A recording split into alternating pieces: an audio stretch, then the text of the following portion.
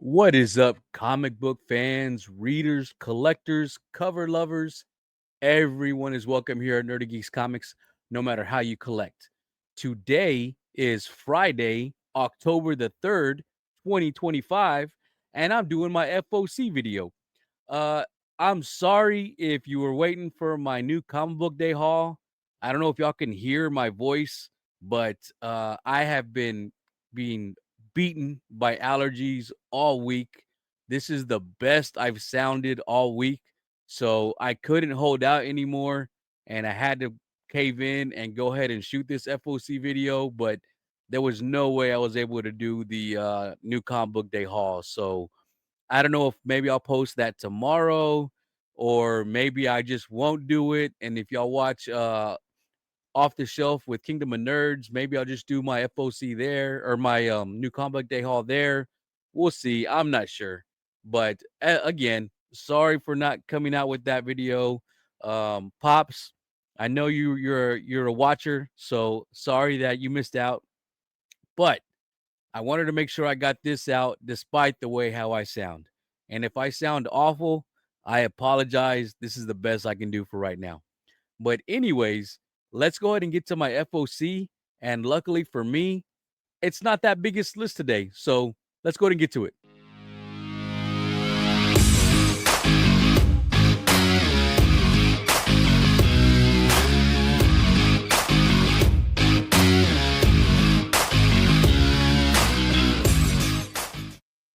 Okay, so like I said, this is my FOC video for Monday, October the 6th, 2025. First off, we have Absolute Batman, the 2025 annual #1. This is cover B by Nick Dragotta, the black and white variant. There's a few different covers for this. I don't know if anyone's really any better than the other one, but I like this one with his new quote unquote Batmobile that's kind of be hard to get away because that's kind of hard to hide, but hey, whatever. It is what it is. It's a comic world. But this is the one I'm picking, so there you go. Here we have Dead Samurai #4. This is cover B by Wilton Santos. And this series I haven't grabbed yet. I did pick up #1 and 2, the second prints, and I do have #3 on pre-order. But I'm hoping it's going to be a good series. There's a lot of great covers in it, so I'm going to go ahead and FOC this one. And if it's not good by issue 4, well then I could just take it off. But before that happens, I am definitely going to pick up cover C, the Jonathan Uribe? Is that Jonathan Uribe variant? This is an awesome cover right here, guys. You got a zombie samurai in his full, armor. That is an awesome looking cover. Like I said, this series has had a ton of great covers, and hopefully by the time I get to #4, it is a great series and I can keep grabbing it because these covers are awesome. Next, we have Event Horizon Dark Descent #2. This is cover B by Chris Burnham. It feels like #1 came out months ago, guys. I'm hoping #2 comes out soon. Here's #3 on the FOC, but I liked #1. It wasn't the best, but it was worth giving it a #2 a chance. And I am a fan of the film. Like I said, hopefully this gives story of what happened to the original crew, which the way issue 1 ended made it feel like that was the case. So I'm looking forward to getting more into the lore of the Event Horizon world. Next, we have Fantastic Four #5. This is the Scotty Young connecting variant. And I have been picking up all of these so I can eventually line them all up, look at the entire artwork put together, and then shove them in a box and never look at it again, because we all know, as much as we love connecting covers, that's pretty much all that happens with them. But I'm still going to pick it up. Here we have Galactic #1. This is cover B, the Tulalote variant. The way it was described is, imagine if George Lucas and Quentin Tarantino had a baby, and that baby was a comic book, and this was it. If you're going to give me that scenario, you're going to pique my interest, and I'm going to give you a shot. So I'm going to pick up number 1 and see how well it goes from there. Next, we have Ghost Pepper number 1, the 3rd printing by Jason Howard. And Ghost Pepper, guys, is a very interesting story because I grabbed number 1. I wasn't a fan of it. The world was interesting. Some of the characters were interesting, but just the way the story was put together, I really didn't like it. But there was some things that intrigued me about it. So I gave issue 2 a chance. And issue 2 was so much better than issue 1. And issue 3 was just as good as issue 2. Issue 1 was a hard read for me, at least. I mean, if other people read it and they loved it from the get-go, great. But like I said, there were things in there that intrigued me enough that I went ahead and gave number 2 a read, and I'm glad I kept up with it, because now I'm going to continue it until it starts dropping. But as of right now, I am a fan of this series, so I'm picking up the 3rd printing of number 1. Here we have Miles Morales, Spider-Man number 40. This is cover A by Federico De Santini. I am still picking up Miles Morales Spider-Man. I am behind on this series, but I love Miles as a character, and eventually I'll get caught up with it. But until they stop doing this series, I'm gonna keep grabbing it. Next, we have Red Hulk number 10. This is cover A by Jeff Shaw. And here you have Red Hulk battling out with Werewolf. I am definitely going to grab this cover. As I've told y'all before, if you put a werewolf cover, a really cool looking werewolf on the cover, I'm going to pick it up. And I already missed out on number 6, which was on my F.O.C. video. But back whenever it was out is whenever I was listening to other people on how to collect comics. So I'm like, well, it's Red Hulk number 6. It's a 1 in 25. Maybe I shouldn't extend out and buy it just because it's a cool cover. And that cover has been easily selling for $130 to $170 on eBay ever since. So big mistake on my part. I should have listened to myself and just said, I'm collecting what I love. This is my collection, so I can pick whatever I want. Because now, if I want that cover, it's going to cost me a ton, where I could have gotten probably 3 for the price that one of them is going to cost me. I doubt that's going to happen with this cover, because it's just a cover A. It's just a F.O.C. But still, I love werewolves. It's a cool werewolf. I'm picking it up. Next, we have Rogue Storm number 2. This is the In-Hyuk Lee Streetverse variant. And so In-Hyuk Lee's doing a bunch of Streetverse variants with a bunch of different Marvel characters. And I'm gonna say, guys, I'm not a big fan of how most of them look. They look very plain. I mean, basically all the females is the exact same pose. He just changes up the colors, changes up the face and the clothing, but it's pretty much this exact same pose, and the same with the guys. But the way he did Storm here, I really love it. I'm gonna pick it up. She looks great right here. So this one has got me, and I'm gonna pick it up. And here we have the Pablo Villalobos variant, where we just have Rogue on the cover. And in this version of Rogue, she's wearing red and black instead of her classic green and yellow. It doesn't look bad. I still like the green and yellow better, but you know, for this storyline, I get it. You can change it up a little. Next, we have Red Sonja Reborn number 3. This is cover A by, I never learned how to say this name. I'm gonna do my best. Let's say Stepan Sejic. Hopefully I said that right. If not, I apologize. Stepan. I don't know. Anyways, whoever you are, you did a great cover right here. Red Sonja looks amazing. Looks strong as ever. I love the hair flowing in the background. The ambers of the fire going all around her. Really great cover. So great, in fact, that I'm also going to pick up the cover J, which is the 1 in 15 Virgin variant. Really great cover, you guys. There's quite a few of the Sonya Reborn's covers coming out this F.O.C, but this is the one that really caught my eye. There was one more that was close, but I'm at the point now where comics either got to be a good read that I'm really enjoying, or it's got to be a great cover that just really catches my eye. I'm trying to get away from, oh, that's cool. No, it's got to be like, oh, that's a nice cover. That's how I'm starting to pick my books more, which actually has brought my F.O.Cs down. But like I said, it's not because I'm listening to the way other people do it. I'm just changing it up where it's really got to catch my eye, or it's got to be a great read.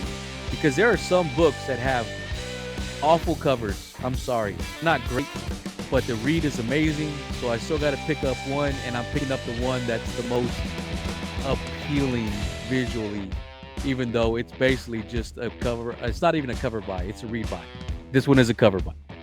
Next, we have Spider-Girl number 6. This is cover A by David Nakayama, and it's just a cool cover of Spider-Girl. But like I've told y'all before, this is one that I'm just having fun with it. It's just a fun, enjoyable read. You know, nothing great, but my daughter does like the character of Spider-Girl. So if it's something that I can pick up and later on just, pass down to her and she enjoys the read and it brings her more into the comic world, then I'm going to go ahead and do it.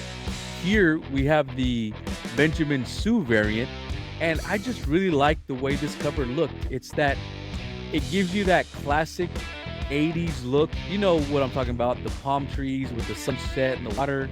But instead of it just being like the stereotypical backdrop, she's actually in that environment and it's got her swinging through. I mean, I really like the way it looks, so I'm picking this one up. And next we have Spider-Man Noir number 2. This is cover A by Simone DeMeo. And we have Gwen Stacy appearing here. You see Spider-Man Noir up on the top over there. Really nice cover. I haven't read number 1 yet. I did pick it up this week. I've heard good and bad from it. When I give it a read, I'll let y'all know. Next, we have Spider-Man Noir. This is the 1 in 25 Herman Peralta variant. And this is your classic Spider-Man on the wall with the spotlight and the rain hitting him. I love the black and white aspect of it. It's kind of like a silhouette, but it's not. Just a really classic pose. I love it, and I'm gonna try and pick it up. Hopefully my comic shop gets enough orders to get it. Here we have the Rod Reese variant. Really nice cover. You have him in the background standing over the city, and then you have him in the foreground, swinging through the city. Really nice. I really love the way he looks. I mean, this whole black and white aspect of Spider-Man Noir just works really well. And for all my fellow Trekkies, we have Lower Decks number 13. This is cover A by Vern Smith. And you just have the crew of the Cerritos in the saucer section, like a nice little Star Trek plate kind of thing. I like it. Cool cover. I've been enjoying this series, so I'm glad that this is out, since the series has been canceled. Here we have cover B by Chris Benoglio, connecting variant. I don't remember being a former connecting variant, so I'm guessing this is a connecting variant going on. I don't know. I like it. I'm picking it up. And we have Star Trek Strange New Worlds, The Seeds of Salvation number 3. This is the cover C photo variant. We have Uhura right here. I love the way they make the space kind of reflect on her face like a nebula or something. Really nice. I did enjoy issue 1. It wasn't mind-blowing anyway, but it was a good read. I enjoyed it. I haven't read number 2 yet, but I am going to keep picking it up. I am a Trekkie. It is hard for me to pass up a Star Trek series. And I think we've gotten to my last book. Here we have Ultimate Wolverine number 11. This is cover A by Alessandro Capuccio. And I'm still behind on Ultimate Wolverine, but I have been catching up.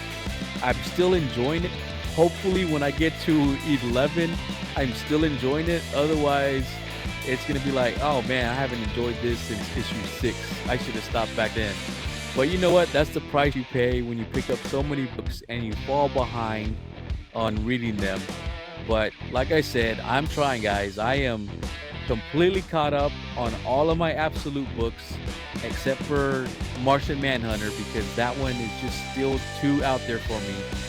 I will eventually push through it and get caught up with that one. Actually, Absolute Evil came out this week and I haven't finished it. I got about halfway through it. I didn't like it at the beginning, but then I started to like it later. And Absolute Green Lantern was weird too, because well, you know what? I'm going to start doing a review video about my books. I'll probably do it a week after the books come out. That way there's no spoilers, or no spoilers too soon. But if you're the type of person who doesn't care about spoilers, then come and check it out. But I'll probably start doing maybe a video once a week, maybe once every 2 weeks, about the previous week's books. I'll start off with a light synopsis of it, and then I'll do like a medium synopsis of it, and then I'll do a complete review, and y'all tell me which one y'all like. I'll probably do 5 on my first one, and I'll do all 3 of those types of reviews, and y'all tell me which one y'all like the most, and then I'll just go from that. And then I'll just put at the beginning, hey, there's spoilers here, so if you haven't read it, come back later. But if you don't care, go ahead and watch it. But anyways, I will get caught up with this, because I did get caught up with the Absolute series, and I wasn't sure if I would be able to on that. And now we're here at Total. So like I said, guys, this was a really small FOC week for me. 20 something books? I don't remember. We're about to find out though. Really small week for DC. Only one DC book pulled this week. As always, a decent pull week for my indies, as I have 10. Marvel coming in strong with 11.